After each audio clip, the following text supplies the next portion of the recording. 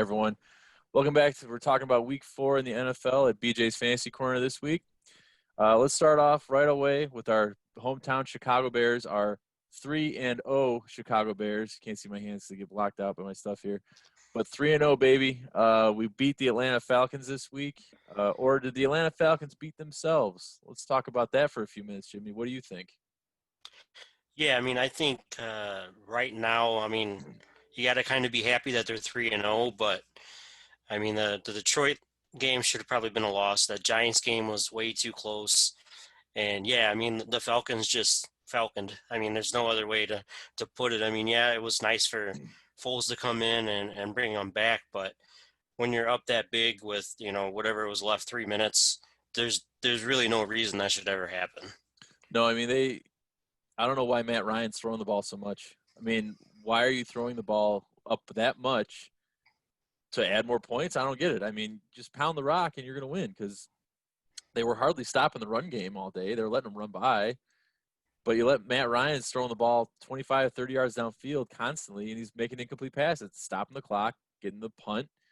And, we're going to talk about someone else this week. We got our boy BDN came in. Nick Foles is now the starting quarterback for the Chicago Bears, and he kind of showed out a little bit. Had an interception that really wasn't his fault. Allen Robinson had the ball taken away from him. A lot of people have been complaining about. I've seen it on the Facebooks and the Twitters about how can you rule that not a touchdown? Well, he never had control of the ball. The guy was wrestling it out of his arm, and he ended up with it. So it's not a touchdown if you can't keep the ball in your hands.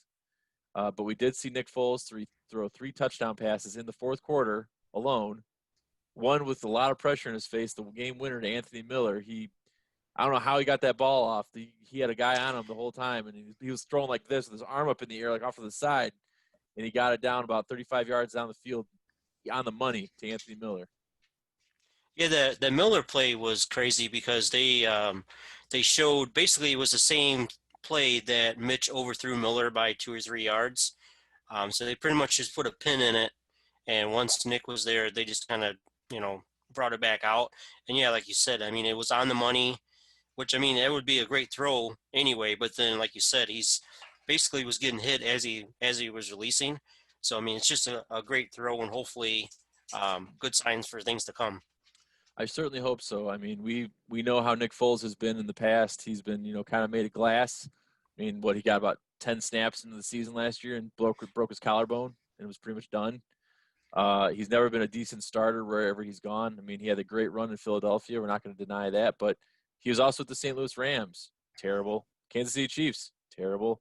So what Nick Foles are we going to get? Maybe him being with Matt Nagy and DeFilippo is going to help him. But we'll see. I'm not exactly sure. But the Maserati is broken down. Maserati Mitch is in the garage. He's crying in his Kool-Aid. He's not happy about it. So, and I tell you what, you can say a lot about Mitch as far as how much of a good guy he is. He looked like a kid who just got his toy taken away during that game when he got benched. So I know the cameras like to find him when stuff like that happens, and they were finding him quite a bit during the end of that game. Yeah, I mean it was. I saw a couple things, and they said that Nagy actually wanted to pull him sooner. I think that last pick that he threw was just the final straw. I mean, it was um, probably one of the worst picks that you're going to see. I mean, like the guy was a ghost; he didn't even see the linebacker or the DB at all.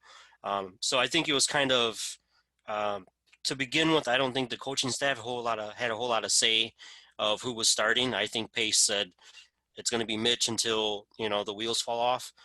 And the wheels fell off, and Nagy kind of said, "Yeah, now look what happened." I mean, luckily they were already up. Now they're 3-0, but I mean they could have very easily been 0-3, looking up at the division while they're trying to figure out what's going on with Mitch.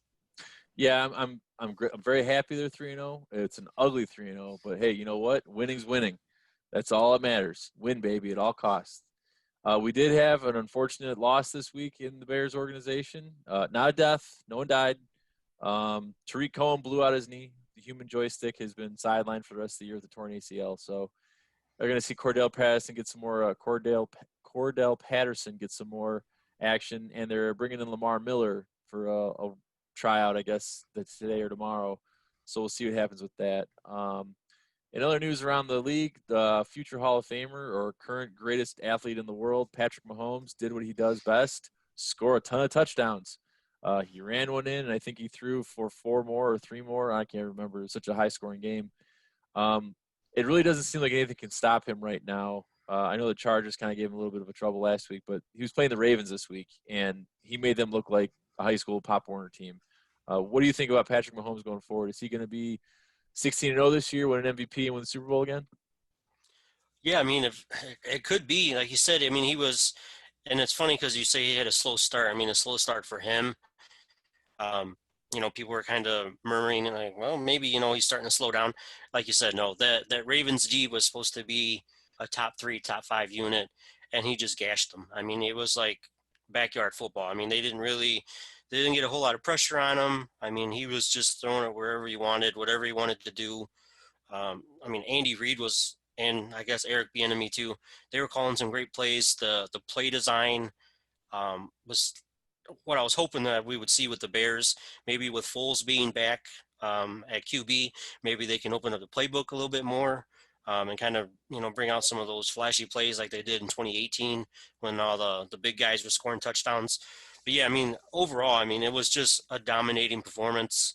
I mean even the Chiefs D pretty much shut down Lamar Jackson. I mean, it looked like his first playoff game when he threw like 70 yards or something like that. There's nothing he could do. All his pass catchers, I know we talked about it, they were just dropping things left and right like they had stone hands. It just wasn't his night. No, I have him on fantasy football, and he only got 14 points, which, I mean, yeah, he got 14 points, great, but he was supposed to score like 24. He had 75 rushing yards. He only had 93 passing yards. I mean, he almost ran as more than he threw. And they got lucky on that tight end. Boyle got a touchdown at the end of the game. I mean, Mark Andrews dropped like 5 balls all night. I mean, come on, man, catch the ball. Just what your job. Your job is to catch the ball and block people, and you can't do half your job apparently. Eric Fisher got a touchdown too. That was nice to see you get the big offensive lineman involved. I always love seeing the lineman get some love. So good to see Eric Fisher get a touchdown. Moving on to not really a game. I mean, it was a game. The Titans and the Vikings played. The Tennessee Titans have 9 confirmed coronavirus test positives this week. I believe it's been 5 players and 4 staff members, or somewhere in that area. They are now postponing the Steelers game until at least Monday. I've heard Tuesday is probably the more likely scenario to happen, to give the Titans enough time to make sure everyone tests negative and they get back to their facility. There's no positive tests in the Vikings, so that's good. The big question I have is where'd they get it from? I have not seen any report on how they got it. Were they out at a club? Were they at the bars? Were they back at their hotel? Have you seen anything, Jimmy, about where they got it? No, I haven't. I know they all wear like those state of the art trackers, so they can pretty much track anybody that you're coming in contact with. So that must have been why it wasn't just like AJ Terrell had coronavirus for the Falcons, and that didn't stop anybody. So it must have been like I said, five players, 4 coaches, or some variants of that. So it must have been where they were kind of congregated all together and stuff like that for them to shut everything down. As far as where it's come from, I haven't seen, like you said, anybody patient zero style or anything like that. Minnesota is, I think, doing one more round of um, tests, and then they're going to be back in their facility tomorrow. The Titans, I think they're not going to be there until Saturday. So I mean, it's nice that it's happening early enough that, and luckily only 2 teams, so they can kind of figure out what they're doing, and they have a little bit of time where, like you said, they can do a doubleheader on Monday, even if it's a Tuesday game, they can move stuff around because, I mean, it's not going to be like baseball where you can play 2 games. So No, yeah, you can't. Yeah, football can't do that. That's just not possible. I'll be like I always say, more football, more better. That's how I feel. It's always good to have more football. Let's see. Let's talk about the Dallas game. Seattle had a thrilling game against Dallas, which included DK Train, woo, woo, making a boneheaded play at the goal line. Jimmy, you want to break that down? yeah, I mean, so he went a la Deshaun Jackson. Basically, he burned past Trayvon Diggs. He's Stephon Diggs' brother, the rookie D for Dallas, and basically just led up at like the 2, maybe even the 3. Um, apparently he didn't even see him behind him. So Diggs just kind of came up, gave him the peanut punch, and made him fumble through the back of the end zone. So it became a touchback and Cowboys ball. So I mean, gone from like probably an 8-point play or so for DK to a fumble. Didn't Ronnie Lott do that in a Super Bowl or a playoff game years ago for the 49ers? I feel like that was a Ronnie Lott did that too at some point in his career. He was like right at the goal line and he slowed down and the guy came up and just kind of punched it out of there Are you before thinking of Leon Lett? Leon Lett. Leon Lett. Yeah, Thank you. Not Ronnie Lott. Don Leon BB. Lett. That's right. All right. And Russell Wilson, that dude is bad this year, man. If he's not the MVP, I don't know who is. I mean, Patrick Mahomes is great. Russell Wilson is on another level this year. For a guy who's never received one MVP vote ever in his career, which blows my mind, he's always consistent. He torched the Cowboys for 5 touchdowns and like almost 500 yards passing or almost 400 yards passing. I mean, the Dallas Cowboys aren't, the greatest team in the world, but my God, 5 touchdown passes. And then Dak Prescott, I mean, you got to hand it to him. The guy is trying his hardest to lead that team back from the deficits they get put into. But he's making a case to get paid. I'll tell you that much. Yeah, I mean, with Wilson, I mean, I know we talked off air. I don't understand how he hasn't received one vote before. I mean, it's not like, he didn't do anything before. I mean, he's usually always at least top 10 kind of quarterback. This year, though, like I said, he's just on a tear. They're actually gave him some weapons that he probably throws the prettiest deep ball. Oh, I yeah. mean, I guess you could probably argue maybe Rodgers, but that Oh, I don't, he just has like a rainbow arc to it that, and it always comes down to his guys. So yeah, I think he's right now running away with the MVP.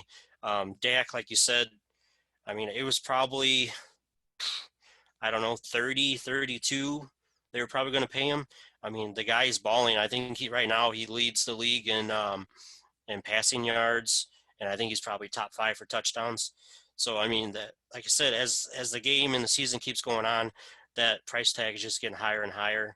Um, I mean, if I was Jerry Jones, I would get it done now.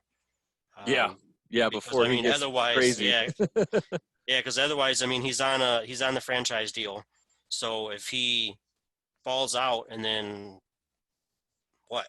And then you don't. I think they might have one more year of control to have him franchise again, but that's probably going to be 35 or 40 for that second franchise tag. So, yeah, I mean, you should have paid him already, but just get in there and get the guy done already. Well, and you're locking up a guy who was, what, a 5th-round pick, 4th-round pick? I I mean, think it was fourth, but yeah. for a 4th-round pick, and he's your franchise guy. I mean, he's your guy. And look at Russell. Same thing with Russell Wilson. He was a 5th-round pick, and look at him. I mean, so these 1st-round guys, you can find a diamond in the rough every now and then. And when they ball, man. They can. These 2 quarterbacks right now. I mean, if they could play each other in a Super Bowl, that'd be awesome. The only problem is they're both in the NFC. By the way, it'll be Tampa Bay. It'll be Tampa Bay and the Baltimore Ravens this year in the Super Bowl. Just saying. Okay. All right. Time All to turn right, off Madden. all right. Yeah. I've been playing. I actually been playing Madden a little bit lately. When the wife goes to sleep, I put a little Madden on, have a little fun. Let's talk about a dirty play that Chris Carson has leg gator rolled on, or gator rolling, I guess whatever you call it. You want to break that play down for us, Jimmy? I didn't really get the chance to see that. I've heard about it, but I haven't seen it yet. So Tristan Hill, he's defensive tackle for the Cowboys.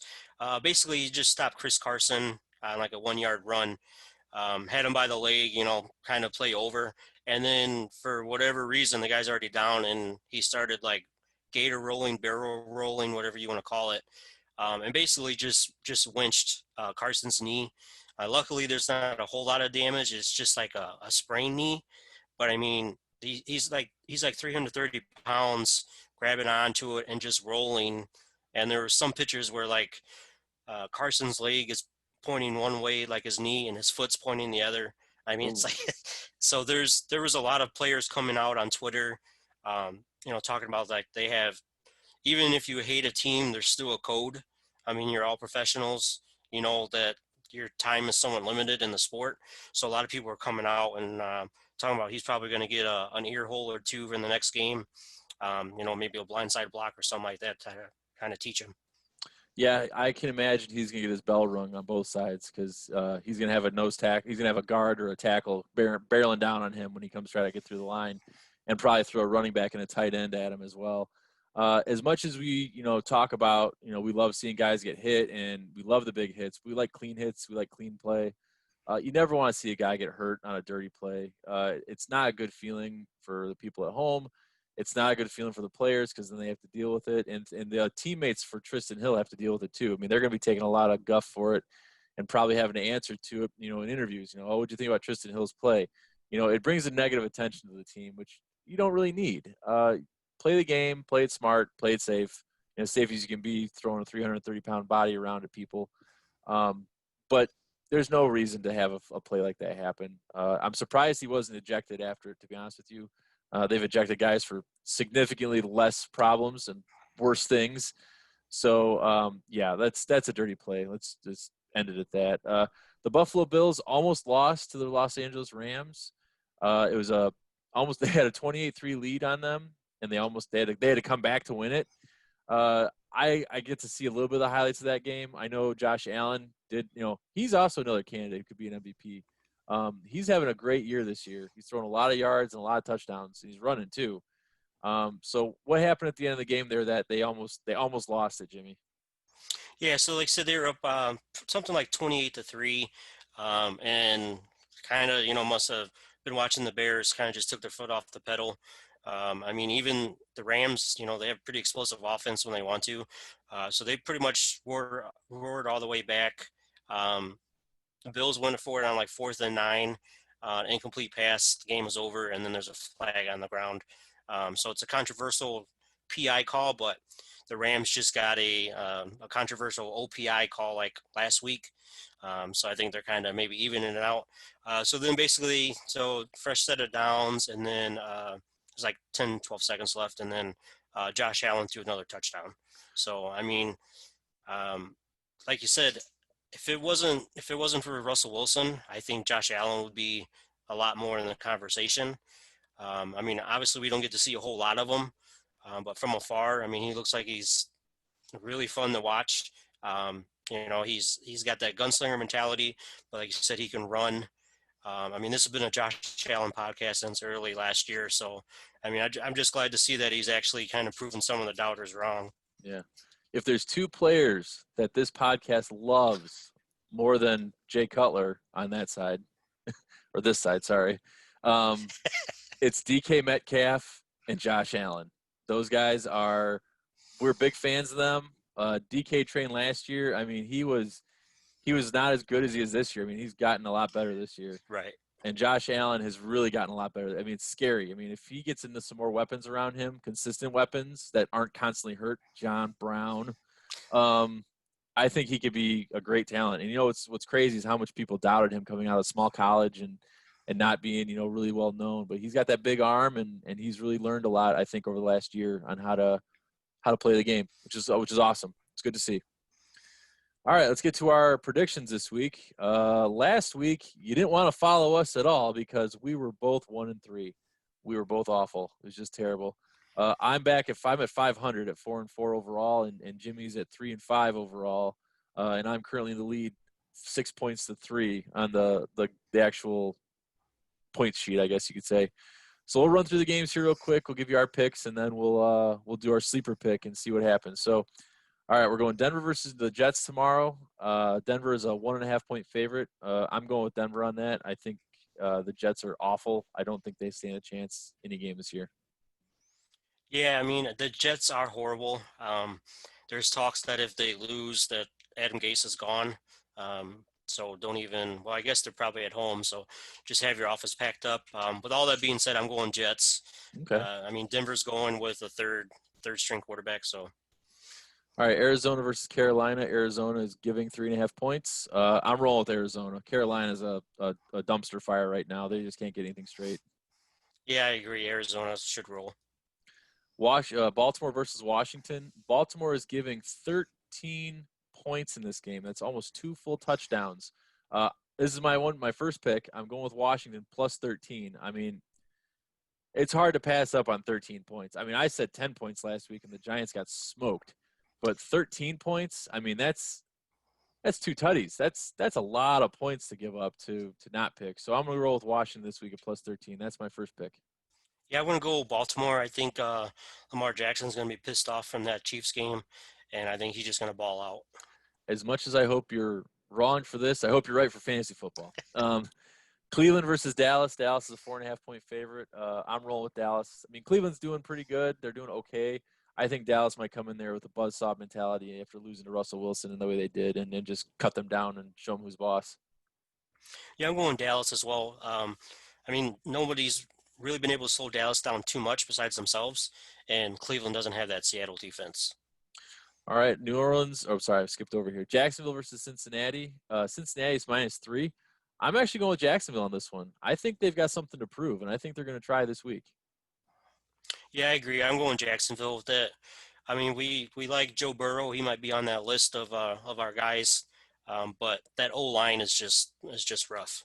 Yeah, I think I heard a stat. He's been sacked like 15 times or 16 times already in 3 games. I mean, the guy. It's hard to be a great quarterback when you're on your back the whole game, but he's doing it. He's doing it at a very young age. I mean, he's what 20, 22, 23, and he's balling out too. I mean, he's probably gonna be your offensive rookie of the year this year. I mean, unless Hilaire gets it somehow. All right, Minnesota versus Houston. Houston's a 4.5-point favorite. I'm taking Houston on that one. I think Minnesota is going to be the bottom of the division this year, the way they're playing. Yeah, I'm taking Houston. They're still trying to figure out Minnesota, like I said earlier, with COVID and everything. So I think they're losing some practice days and things like that. So I think it's going to show up on the field. All right, New Orleans versus Detroit. New Orleans is given 4 points. I'm going with New Orleans as well. Drew Brees, I think, is going to have a good game this week. So it's a good get your head right game. And I think Michael Thomas might be back too. So if Michael Thomas is back, watch out. Yeah, so this is going to be one of my picks. New Orleans -4. I mean, Detroit can put up points, but I think Kamara is just going to kill them. Yeah, Kamara. Hey, that's another MVP candidate this year. We'll talk about that probably next week after this week. Seattle versus Miami. Seattle's given 6.5 points. I'm rolling with Seattle on that one. Yeah, Seattle. That's my second pick, -6.5. Like I said, nobody's stopping Russell Wilson, and it's definitely not going to be Miami. No, not a chance. All right, Indianapolis versus Chicago. Indianapolis is giving 2.5 points. I'm taking Chicago with the 2.5 points. I really think with Nick back there and being able to open up the offense the way they want to, they could really surprise a Colts defense that scored 27 points last week in fantasy. Yeah, I agree. I think, and it might be just us being homers, but um, like I said, having Foles in there where he's not really going to turn the ball over unless Robinson gives it up again, I think that's a pretty good matchup. We got Tampa Bay or the Los Angeles Chargers versus Tampa Bay. Tampa Bay is given 7.5 points. I'm rolling Tampa Bay on that one. I really think surprisingly, Jimmy's going to probably eat his words on this one. They're the number one team in the South, and I think they may be for the rest of the year the way they're rolling. Yeah, no, I agree. I think it's Tampa Bay. I mean, it's still starting Herbert, I think. So, I mean, the pass defense is a little better, but that run defense is still good. So, yeah. Buffalo versus the Las Vegas Raiders. Buffalo's given 3 points. I'm rolling with the Raiders on this one. I think they got something to prove, and I think they may try to do it against Buffalo. just a slap in the face to our guy Josh Allen. This is my third and final pick, Buffalo -3. I don't think that Raiders defense is going to be able to stop him. You know, if you stop him through the air, he's just going to run on you. Yeah. All right, Kansas City versus New England. Kansas City's given 7 points. I'm rolling with the Chiefs on this one. That's my third pick. Chicago is my second pick, everyone, by the way, at 2.5, plus 2.5. Kansas City at -7 to me is probably going to be an easy win. I figure they're going to probably win this game by at least 10 points. Yeah, I can see that. I'm going Kansas City as well. I think, I mean, New England defense is good, but I don't think, like you said, with Wilson, no one's stopping Patrick Mahomes. Patrick Mahomes. Don't say Pat. His mom doesn't like it. All right, New York Giants, versus the Los Angeles Rams. This is another one that's really hard to pass up. But again, the Giants burned me last week, so I'm not going to take this. The Rams are given 12.5 points. I'm going with the Rams. I don't see the Giants doing anything without Saquon there. They got nothing really to play with, so I could see them being a number one pick this year, actually. Yeah, when I seen the spread, I was really surprised that you didn't go for this one as well. Like you said, because that amount of points is hard to give up. But Yeah, that Rams defense, no joke, and Daniel Jones just doesn't have any weapons. Oh. We got San Francisco versus Philadelphia. San Francisco is giving 7. With Nick Mullins, they're giving 7. Or is Jimmy G going to be back? I think Jimmy G did practice today, didn't he? I thought they said he was out again today. Was I he think out it's Nick again? Mullins. Yeah. Okay, so we got Mullins again. I'm rolling San Francisco on this one. I think they're gonna if Deebo Samuel comes back, which he might be, and Kittle might be back, it could be a tough game for them. Yeah, I'm going to go Philly. I think San Francisco probably wins. I just think Philly has a decent chance of covering that 7. All right, Atlanta versus Green Bay. Green Bay's given 7 points. I'm going with Green Bay again. Aaron Rodgers, he's gonna want to burn the world down, and I think he's going to do it. Yeah, I mean, we just seen what Nick Foles did against that secondary, so I can only imagine what Rodgers is going to do. I think Green Bay easily. Yeah, and then we've got Pittsburgh versus Tennessee. When are they going to play? Monday, Tuesday? I don't know. But I'm rolling with Pitt on that one. Yeah, same thing. I don't think it really matters. The Pittsburgh defense is doing pretty good, so I think they're going to roll with whenever, like I said, whenever they do finally play. All right, and our sleeper pick this week, I am rolling with Jimmy Graham, the ghost of Jimmy Graham, who seems to be back to life. He's got 3 touchdowns in 3 games. He's looking pretty good. The jump ball is working for him again. I'm predicting he's going to have 1 touchdown and 50 yards receiving. Yeah, I mean, we were definitely wrong on that. So sorry, Jimmy. My sleeper pick, I guess we're just going to keep it as a homer podcast. I'm going Nick Foles, passing for 250 yards. I think once he gets in that offense and he's going to get a good, a full game's worth, I think he's going to get over that, probably even closer to 3. All right, now let's get to our fantasy stuff. Jimmy is killing me. I can't beat him, and he keeps picking all the good players, and it's not even fair. I mean, I honestly could just easily pick every good player, but I like to make it a little interesting. Yeah, Um, okay. so this week, last week, Jimmy beat me 175 to 153. It was close until like the last. Oh, I think who screwed me over? Fournette killed me with 4 points. Yeah, Fournette killed you, yeah. And he's out this week, I heard. He's He's not out. playing this week, so he's done for the week at least. All right, so this week I'm rolling with Patrick Mahomes, Aaron Jones at running back, Austin Eckler, DK Train. I stole him away from him. Stephon Diggs, Travis Kelce, Tyreek the Freak Hill, Will Lutz is my boy, the kicker. He's the best kicker in the NFL right now. And I'm going with the Los Angeles Rams defense. Yeah, I mean, I don't know about that. So I'm going to go with, kind of going out on a limb with a lot of these picks. You might have to scroll to find these guys in the rankings. Quarterback, we're going Russell Wilson. Like I said, I mean, hands down, pretty much MVP. Alvin Kamara. I mean, if Wilson falters and Kamara keeps going like he is, he might be an MVP.